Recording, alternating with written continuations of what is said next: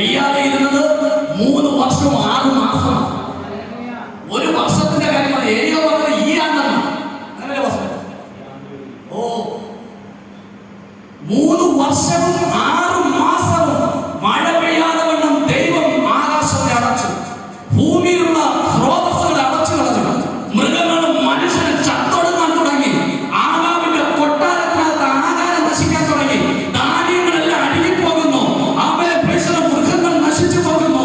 അവൻ ദൂത് ഓരോ മാസം കഴിയുന്നതോറും അത് വെളിപ്പെട്ടു വന്നുകൊണ്ടിരിക്കുന്നു. രാജകൊട്ടാരത്തിൽ രാജാവിന്റെയും സേവകന്മാരുടെയും മന്ത്രവാദികളുടെയും ദേശാധിപതികളുടെയും അടിസ്ഥാനങ്ങളാക്കി ദേശത്തെ കിടുകിടാവുറപ്പിച്ച സംഭവം. ഒരു വർഷം കഠിനമായിട്ടുള്ള കണ്ടെയ്ൻമെന്റ് സോൺ വന്നപ്പോൾ നമ്മൾ ഓടിയ ഓട്ടം എന്ന് പറയണോ. ഞാൻ പെരുമ്പഴൂരിലൊക്കെ വാഹനമാക്കിക്കൊണ്ട് പകൽ സമയത്ത് പോകുമ്പോൾ ഒരു ഭീതിജനകമാകുന്ന അവസ്ഥയില്ല. ആരും പേടിയ, പകൽ പോലും പേടിയ.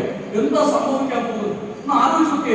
3 വർഷവും 6 മാസവും മഴയുമില്ല, വെള്ളവുമില്ല, ഭക്ഷണവുമില്ല. ചൂട്, കഠിന ചൂടിൽ മൃഗങ്ങളും പുല്ലുകളെല്ലാം കരിഞ്ഞു പോകുന്നു. ഈ കേരളത്തിൽ ആവശ്യം 1 മാസത്തിന് മുന്നേ ആവശ്യം മഴ പെയ്യാതിരുന്നിരുന്നുവെങ്കിൽ ചൂടിന്റെ അവസ്ഥയിൽ എന്തുമാത്രം പ്രതിസന്ധികളുണ്ടായിരുന്നു. കാലവർഷം തെറ്റി വന്നു, മഴ പെയ്തു. ഇപ്പോൾ മഴയുടെ സീസണാണ്, മഴ പെയ്യുന്നില്ല. ആവശ്യം ആ ചൂടത്ത് പോലും നമുക്ക് നിൽക്കാൻ കഴിയുന്നില്ല. ഡൽഹി പ്രദേശങ്ങളിൽ ചിലർക്കൊക്കെ 51 ഡിഗ്രിയൊക്കെ ആയിരുന്നു. കഴിഞ്ഞിടയ്ക്ക് ഞാൻ വാർത്തകൾ കണ്ടെന്ന് പറഞ്ഞാൽ ഇന്ന് വരെ കാണാത്തത്, ഡൽഹിയിൽ 2 ഫയർഫോഴ്സിൽ നിന്ന് വെള്ളം എല്ലാ പട്ടണങ്ങളിലും ഇങ്ങനെ അടിച്ചോണ്ടിരിക്കുക, തണുപ്പിച്ചോണ്ടിരിക്കുക. മൃഗങ്ങളുടെ മേലും മരങ്ങളുടെ മേലും വെള്ളം ഒഴിച്ച് ഇങ്ങനെ തണുപ്പിച്ചോണ്ടിരിക്കുക. ആശ്വാസം കണ്ടെത്താൻ എന്തൊക്കെ ചെയ്യുന്നുണ്ട്. ഈ 3 വർഷം ഒരുപോലെ ആമേൻ ഏരിയാവിനോട് അറിയിച്ച ദൂത് അങ്ങനെ തന്നെ പറഞ്ഞു.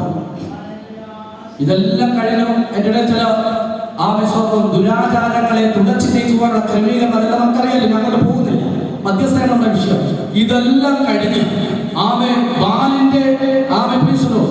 ബാലിനെ സേവിക്കുന്ന പ്രവാചകന്മാരെല്ലാം തച്ചുടച്ച് നശിപ്പിച്ചതിന് ശേഷം ഏലിയാവ് വിളിച്ചു പറഞ്ഞു, ആഹാബേ രഥം പൂട്ടി ഇസ്രായേലിലേക്ക് പൊയ്ക്കൊള്ളുക. ഏലിയാവും ബാല്യക്കാരനും അവിടെ തന്നെ നിന്നു. അവിടെ നിന്നിട്ട് ബാല്യക്കാരനോട് പറഞ്ഞ വചനമാണ് ഇന്ന് രാത്രികാലം നമ്മൾ വായിച്ചു കേട്ടത്. ഏലിയാവ് അവിടെ നിന്നു. രാജാവ് രഥം പൂട്ടി ഇസ്രായേലിലേക്ക് ഇറങ്ങി. കർമ്മേലിൽ ഏലിയാവ് നിന്നു. തന്റെ ബാല്യക്കാരനോട് പറഞ്ഞു, നീ കടൽക്കരയിൽ പോയി നോക്കുക. എന്ത് നോക്കണമെന്നൊന്നും പറഞ്ഞില്ല, പോകാൻ പറഞ്ഞു. പോയി നോക്കുക. എന്തിനു വേണ്ടിയാ? ഏലിയാവ് പറഞ്ഞിട്ട് ദൈവം ആകാശത്തെ അടച്ചു. ഇനി ഏലിയാവ് പറഞ്ഞെങ്കിലേ ആകാശം തുറക്കത്തുള്ളൂ. അതിന്റെ ഒരു മധ്യസ്ഥതയാണ് കർമ്മേൽ പർവ്വതത്തിനകത്ത് നടക്കുന്നത്. ഏലിയാവ് എങ്ങനെ മധ്യസ്ഥരിച്ച് നോക്കി? തന്റെ തലയെ തന്റെ മുഴങ്കാലുകളിലൂടെ വെക്കുകയാണ്. എന്നെ ഉൾപ്പെടെയുള്ള ദേവദാസന്മാർക്ക് ഒരു 5 മിനിറ്റ് മുഴങ്കാലിലേക്ക് എന്നെ കൊണ്ട് പറ്റുന്നില്ല. മധ്യസ്ഥതയുടെ ലഭ്യമാണെന്ന് കണ്ടു. ഉറവാക്യം വിട്ടുപോകരുത്. പ്രാർത്ഥനയിൽ സ്തോത്രത്തിൽ ജാഗരിപ്പി. ഉറ്റിരിക്കേണ്ട സബ്ജക്റ്റ് കണ്ടു. ഏലിയാവ് തന്നെ തലയെ മുഴങ്കാലോട്ട് മടക്കി വെച്ചിട്ട് മധ്യസ്ഥ വെക്കുകയാണ്. എന്താ? 3 വർഷവും 6 മാസവും ദേശം വെള്ളമില്ലാതെ നശിച്ചുകൊണ്ടിരിക്കുകയാണ്. ദൈവം പ്രവർത്തിച്ചെങ്കിൽ അടയ്ക്കാൻ പ്രശ്നം എളുപ്പം ഇല്ലേ? ദൈവങ്ങൾ പെട്ടെന്ന് അങ്ങ് അടക്കും. അത്രയും സുഗമമല്ല അടച്ചത് തുറക്കുകയായിരുന്നു. ചില വഴികളൊക്കെ അടഞ്ഞാറുണ്ടല്ലോ, അത് തുറക്കണമെങ്കിൽ ഇതുപോലുള്ള ഏരിയമാര് മുഴക്കാലിലോട്ട് തലമുട്ട് കയറ്റി വെക്കണം. തന്നെ ആലോചിച്ചു നോക്കിയ ഈ ഒരു ജീവി ഉണ്ടല്ലോ, ശത്രുക്കളെ കാണുന്ന തല മണ്ണടിയിലോട്ട്. അതെന്താ പറയുക? എന്തോ ജീവി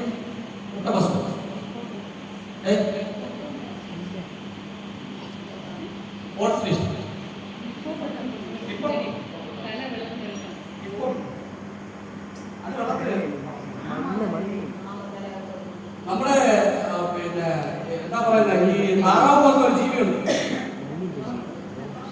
വലിയ പൊട്ടയൊക്കെ ഉള്ള.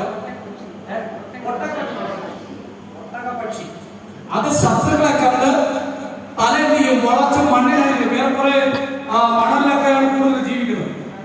ഇത് തലയും ചെയ്യും, ഇച്ചിരിയുള്ളൂ. പുലിയും മറ്റ് ജീവികളും ഇങ്ങനെ കണ്ടു കഴിഞ്ഞാൽ ഇതിന്റെ ചിന്ത എന്ന് പറയുന്നത് തല മണ്ണിനടിയിൽ വെച്ച് കഴിഞ്ഞാൽ പിന്നെ എന്നെ അത് കാണാതെ പോയത്. ഇത്രയുള്ള കൊച്ചയ്ക്ക് പോലുള്ള തലയും ആനയുടെ വലിപ്പമുള്ള പുറം. ഇത് പുറത്തു വെച്ചിട്ട് തല മാത്രം മണ്ണിനടിക്കില്ല. അപ്പൊ അതിന്റെ ചിന്ത എന്താ പറയുമ്പോ എന്ത് ചെയ്തിട്ടില്ല, അത് തല വേണ്ടെന്നേ, അത് വേണ്ടെന്ന്. ഇതുപോലെയാണ് ഇത് വളഞ്ഞിരിക്കുന്ന നാട്ടിലുണ്ടോ? ഇതുപോലെയാണ് ചില മധ്യസ്ഥന്മാരെ കൊണ്ട് വളയും. എന്തിനാ? അടച്ചത് തുറക്കേണ്ടതിനാണ്. ഇതും ഒരു തരത്തിൽ ഒരു മധ്യസ്ഥതയാണ്. ഇതിച്ചിരി പ്രയാസമാണ്. ഇതിനിത്തിരി നടുവൊക്കെ വളയും. മുഴക്കാലിലൊക്കെ നിൽക്കുക എന്ന് പറഞ്ഞാൽ ബുദ്ധിമുട്ടുള്ള കാര്യം. നടുവളയും, ബുദ്ധിമുട്ടുണ്ടാവും, ബാക്ക് പെയിൻ ഉണ്ടാവും, ഈശ്വര ഭയങ്കരമായിട്ടുള്ള പ്രശ്നങ്ങളുണ്ടാവും. പക്ഷേ അതിൽ നിന്ന് എണീറ്റ് കഴിഞ്ഞാൽ വിടുതലാണ്. മുഴക്കാലിലേക്ക് നിന്നിട്ട് 7 പ്രാവശ്യം പോകാൻ പറഞ്ഞു. 7ാമത്തെ പ്രാവശ്യം ബാലക്കാരൻ വന്നിട്ട് പറയുക, കടലിൽ നിന്നും ഒരു മേഘം കൈപ്പത്തിയുടെ വലിപ്പത്തിലേക്ക് വരുന്നത് ഞാൻ കാണുന്നു. അത് കണ്ടിട്ട് ഏലിയാവിന്റെ പ്രാർത്ഥന മധ്യസ്ഥത വെളിപ്പെട്ടു വന്നപ്പോ ഏലിയാവ് ആഗാബ് രാജാവിനോട് പറഞ്ഞു, രാജാവേ രഥം കൂട്ടുക, ഇതാ മടക്കിയ സാഹചര്യമുണ്ട്. ആഗാബ് രഥം കൂട്ടി മല ഇറങ്ങി യെരൂശലേമിലേക്ക് പോകുകയും ഏലിയാവ്